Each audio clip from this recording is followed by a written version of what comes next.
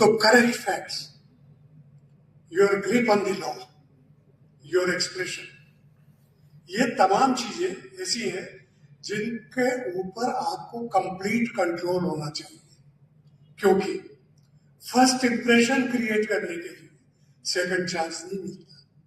First impression बाद में तो आप रिपेयर करते रहिए, लेकिन first impression tells that what personality you have.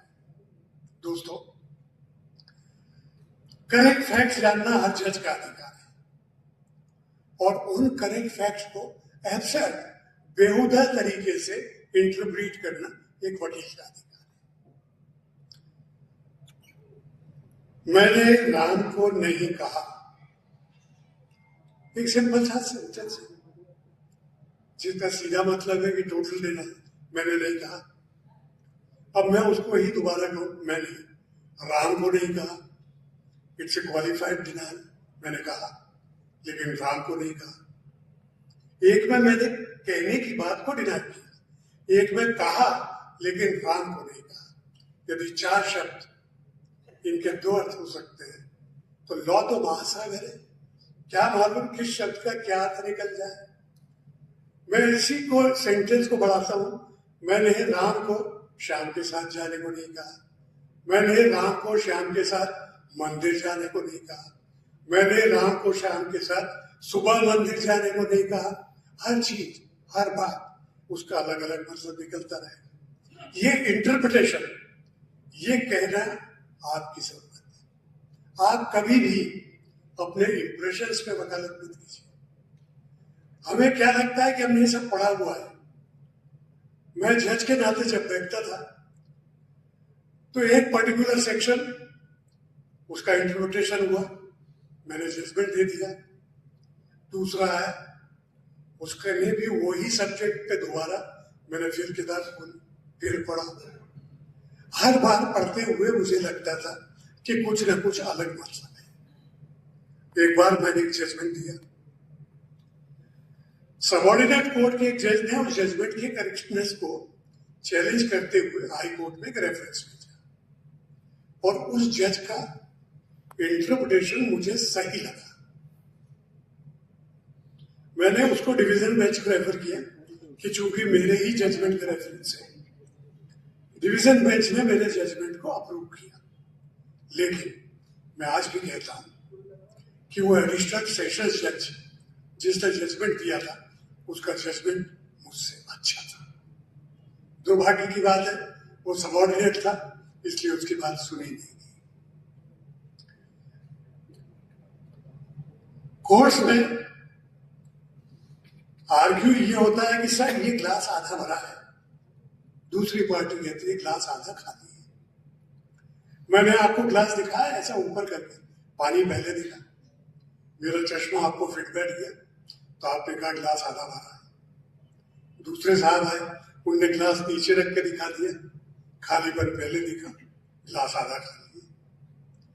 हम ये तय नहीं करते हैं कोर्ट्स में कि सच क्या है, हम तय कोर्ट में ये करते हैं कि जो दिखता है क्या वो सच है। हम कोर्ट में ये डिसाइड नहीं करते that this is the real truth, we decide it appears to be truth और it appears to be true. ये जो ग्लास आधा खाली और आधा भरा है, इसके पीछे एक सार्वभौम सत्य है। उस सत्य से आप, मैं या कोई भी इनकार नहीं कर सकता। और सत्य है ग्लास भरा है, पानी कम है। कौन मना करेगा इस बात को? यदि इस बात से इनकार नहीं किया जा सकता है और इस बात को दोनों पार्टीज मान ले तो फिर कोर्ट में आएगा क्यों जाना है? कोर्ट को तो तय करना है कि ग्लास आधा है, आधा भरा है। It all depends upon your advocacy, your expression, your legal acumen and knowledge, कि आप जज को किस तरह से कन्विंस करते हैं। वकालत बहुत आसान बात है, provided you are prepared, provided you know the law, provided you know the subject. आपने जो पढ़ा है और पढ़ रहे हैं वो लॉ है, विधि, कानून, लॉ। लेकिन लॉ और जस्टिस का फर्क, विधि और न्याय, कानून और इंसाफ, इसमें फर्क होता है। हम लॉ और जस्टिस को एक ही मान लेते हैं। मैं हाई कोर्ट के लीगल फ्रेटर्निटी का जुडिशियल ऑफिसर्स ट्रेनिंग इंस्टीट्यूट का चेयरमैन था। नए जजेस, पुराने जजेस आते थे, उनको पढ़ना कानून क्या है, किस तरह से इंटरप्रीट होता है, कैसे अप्लाई किया जाए, सब सिखाता था। मैं पहले दिन पहले चैप्टर में उनसे कहता था कि लॉ और जस्टिस का फर्क क्या है, आप जानते हैं क्या? किसी की गर्दन हाँ में और किसी की ना में हिलती थी। उनको एक एग्जाम्पल देता था कि एक माँ ने अपने भूखे बच्चे के लिए दूध चुराया, एक पिता ने बच्चे की फीस भरने को पैसा चुराया, एक शराबी ने शराब पीने के लिए पैसा चुराया। जज के नाते आपको जुरिस्डिक्शन है डांट फटकार के छोड़ने से लेकर 7 साल तक की सजा। मैं सबको 7 साल की सजा देता हूं, सबकी गर्दन ऐसे हिलती थी, क्योंकि सबको लगता था अलग अलग फैक्ट्स है, अलग अलग फैक्ट्स की बेसिस पर आपको फैसला देना है।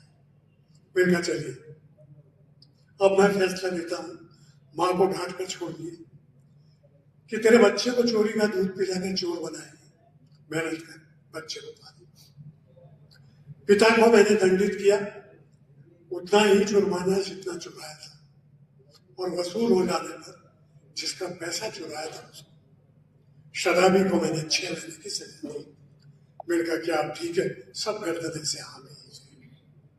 मैंने कहा बस यही फर्क है लॉ और जस्टिस में। लॉ मेरे को ऑथराइज करता है, लॉ वो डिश है जो बन के आए, लेकिन उस डिश को गार्निश करना, to blend it with my acumen, उस डिश को किस तरह से सर्व करना, ये एक जज का काम। When law is blended with the discretion of the जज, इट बिकम्स जस्टिस। आप जीते, आप हारे, हिम्मत ही, लेकिन आपकी इमेज एक ईमानदार व्यक्ति की होना चाहिए, और यदि आप ईमानदार हैं तो आप कभी नुकसान नहीं उठाएंगे। कोर्स में इज्जत होती है, बेइज्जती होती है। मैं आपको किस्सा सुनाऊंगा कि बदतक बेइज्जती बड़ी इज्जत के साथ की जा सकती है, बेइज्जती बड़ी इज्जत के साथ की जा सकती है, और बदतमीजी बड़ी तमीज के साथ। मैं लखनऊ गया, 90% सब नवाब के रिश्तेदार हैं, अच्छी भाषा बोलते हैं, लिखालिश उर्दू तमीज से बात करते हैं। एक पान वाले साहब के पास होंगे, हमने कहा पान दो, बस आप नहीं रहती वो लट भाषा। उन्होंने पान दिया, खड़े खड़े खा रहे थे, कत्ते की एक बूंद शर्ट पे गिर गई। उस पान वाले आदमी ने, जो मुझसे कई गुना उम्र में बड़ा, उठ के आया, साफ किया, हुजूर कहीं के बाहर के बाशिंदे हैं? मैंने कहा जी। कहिए क्या बात है? बोले ये लखनऊ है, यहाँ का पान आदाब मांगता है, झुक के खाइए। मेरी इससे बड़ी क्या बेइज्जती हो सकती है? क्या आपको ये तमीज नहीं है कि पान भी झुक कर खाइए? दूसरी बार लखनऊ में एक फंक्शन में, जहां कह रहे थे वहां से स्टेशन 3 किलोमीटर, साइकिल रिक्शा, 55-60 साल का आदमी रिक्शा चला था। ट्रेन के टाइम में 1 घंटा था, और वो थका हारा आदमी चला ज्यादा रुक गया, धक्का दे रहा। हमारे मित्र ने उनको माँ बहन की गालियां देना शुरू की, गंदी गाली, कुछ नहीं। मैंने कहा चुप कर भाई, चला रहा है ना, अपने पास सफिशिएंट टाइम में पहुंच जाएंगे, ट्रेन में बैठ जाएंगे। वो हमारे मित्र तो शुरू हो गए। वो रिक्शा वाले ने अल्टीमेटली रिक्शा ले जाके स्टेशन से 100 मीटर पहले रोक के खड़ा कर दिया। वो स्टेशन में जाएंगे। हमारे मित्र ने पहचान सी डाली थी, मादक चल। मैंने कहा बड़े मियाँ क्या प्रॉब्लम है, क्या तकलीफ? बोले हुजूर आपसे कोई तकलीफ नहीं, ये हुजूर जिस तरीके की बातचीत कर रहे हैं हमको मजबूर कर रहे हैं कि हम इनकी माँ बहन से नाजायज ताल्लुकात जोड़ लें। गाली नहीं दी उसने, गाली नहीं दी, लेकिन जिस तरीके से बदतमीजी की उसने, वो मुझे याद किया। कोर्ट्स में मौके आते हैं, तबीयत ठीक नहीं थी हमारी, एक जज के सामने खड़े थे। हमने कहा हुजूर तबीयत ठीक नहीं है, कल ले लो। उन्होंने कहा नहीं हमको तो तुम ठीक दिख रहे हो जी, बहस करो। मैंने कहा हुजूर उनके देखे से जो आती है चेहरे पर रौनक, वो समझते हैं बीमार का हाल अच्छा है। आपका रिफ्लेक्शन तबीयत तो मेरी खराब, ये रिफ्लेक्शन तो आप ही का है। उन्होंने कहा अच्छा बोलो कौन सी तारीख चाहिए? ये वकालत के अंदर ये आपको सब चाहिए। एक्सटेम्पोर जवाब दाल दिखला के आए, जज साहब के यहाँ जूनियर में कि साहब उनकी तबीयत ठीक नहीं, वो ले लेंगे, गवाह बाहर से आए, हम आज नहीं पढ़ाएंगे। आगे कोर्ट 2 दिन की दाढ़ी उड़ी हुई, पट्टा चिपका हुआ। अब जज को भी थोड़ा तो शर्म आई। उन्हें क्या करता सवाल ही तो पूछना, कोई गवाह को चबाना थोड़ी है कि आपको दाढ़ की जरूरत हो। वो जितने लोग बैठे थे बड़े जोर से हंसे। दर्द और बेइज्जती, इन दोनों का एहसास बहुत गहरा था। जिस बात वही खत्म कर देता तो बात ठीक। उन्होंने कहा रे घर से एक बात बताइए, अकल धावा तो नहीं निकला के आ गए? सारे लोग फिर जोर से हंसे। मैंने उनके हाथ छोड़ के कहा हुजूर वही निकला के आया हूं, आपकी अदालत में क्या काम उसका?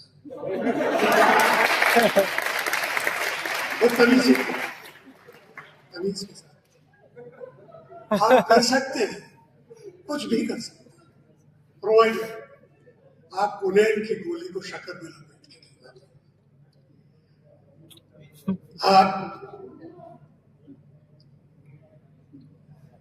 वकील बन सकते हैं।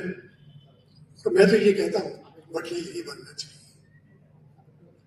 आपके पास जज बनने का ऑप्शन है।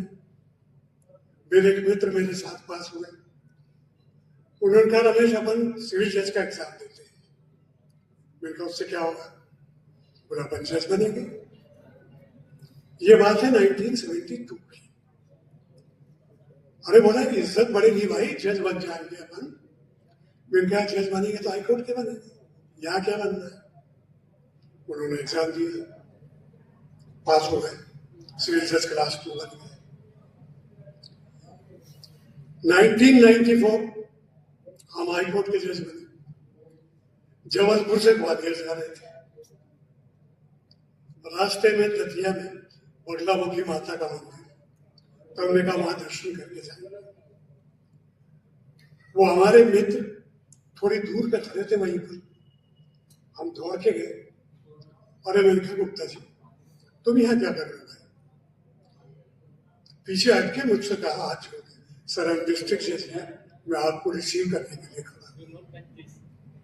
Can you believe that? वो आदमी 2004 में हाईकोर्ट जज बना, तब तक मैं 10 साल का सीनियर हो चुका था। आप जज बने ईमानदारी से, कॉर्पोरेट लॉ में जाए। शुरू में बड़ा अच्छा लगता है कि यार हमारा तो 3 लाख 4 लाख का पैकेज है, ये 25,000 पर मंथ कमाने में किसी वकील को 10 साल की वकालत करना पड़ती है। उसके बाद इसका इज नॉट द लिमिट, आप जो चाहे कमा सकते हैं। लेकिन कॉर्पोरेट सेक्टर में वो 3 लाख से बढ़ के 6 लाख से ऊपर नहीं जाएगा। कॉर्पोरेट सेक्टर में आपको केवल मात्र किसी दूसरे के लिए काम करना है, वकालत में आपको खुद के लिए काम करना है। एक और चीज, आगे पीछे यदि कोर्ट में जाएंगे, फाइल को पढ़े और उस फाइल को पढ़ने के बाद उस जज को पढ़े जिसके यहां पर आपका मुकदमा है। हस्बैंड जज है, पत्नी से त्रस्त है, उसकी कोर्ट में कोई भी पति तलाक मांगने आएगा तत्काल मिल जाएगा, क्योंकि जज साहब अपनी पत्नी को तलाक देते। पिता जज है, बेटा खराब है, नालायक है, बदमाश है, उनकी कोर्ट में हर बेटा नालायक है। चाहे पटना में हमारे एक जज साहब थे, मैंने वॉज चीफ जुडिशियल मजिस्ट्रेट, उनकी जेब काट ली, उनका टिकट पैसे सब चले गए। रेलवे पुलिस के कांस्टेबल ने कहा, मिस्टर टिकट, कि भाई हमारी जेब कट गई। वैसे ऐसा तो सभी बोलते हैं, चल थाने ले गया। थाने में किस्मत की बात, वहां जो उनका इंस्पेक्टर था वो जज साहब को पहचानता था।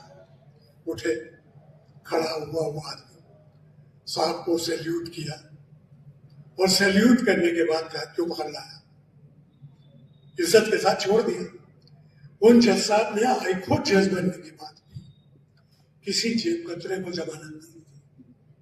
मैंने पूछा उनसे, बोले गर्ग साहब जो बेइज्जती सहन की वो आज तक मेरे मन में बसी हुई है। मैंने कहा भाई एक जेब कतरे की सजा हर आदमी को, बोले मैं हर जेब कतरे में उसी की शक्ल देखता हूँ।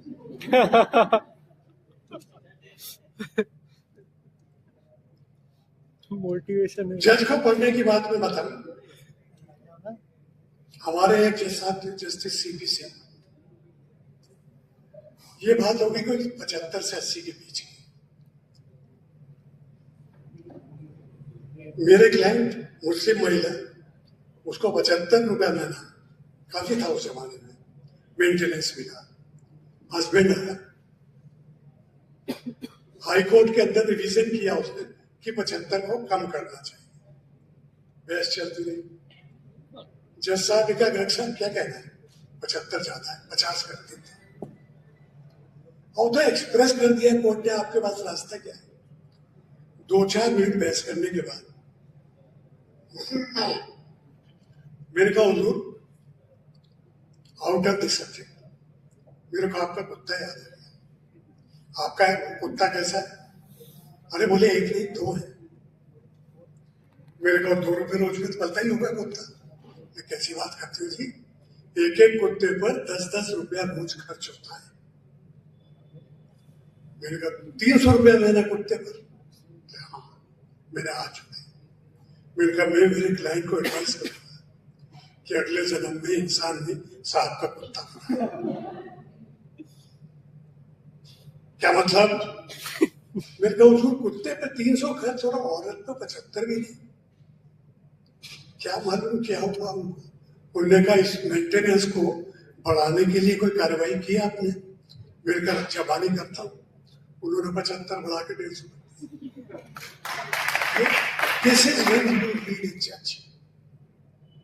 आपको अच्छे जज भी मिलेंगे, खराब जज भी मिलेंगे, लेकिन आपको किसी भी जज को खराब कहने का अधिकार नहीं। आप उसके फैसले को खराब या अच्छा कह सकते हैं। और आप लोगों ने बुलाया, सुना, आपका कॉलेज का अध्यक्ष महोदय का सबका शुक्रगुजार हूं, धन्यवाद।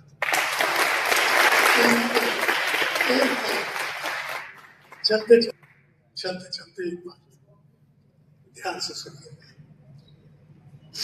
जब कभी आप 2 व्हीलर या 4 व्हीलर पर रॉन्ग साइड से ओवरटेक करें, रॉन्ग साइड से ओवरटेक करके राइट साइड हो जाए, लाल बत्ती क्रॉस करें, 1 वे में एंट्री करें, ट्रैफिक नियमों का पालन न करें, तब एक चीज याद रखिए, एक चीज कि ट्रैफिक के नियम इंसानों के लिए बने हैं, कुत्ते, बिल्ली, गधे, सुअर जानवरों के लिए नहीं है।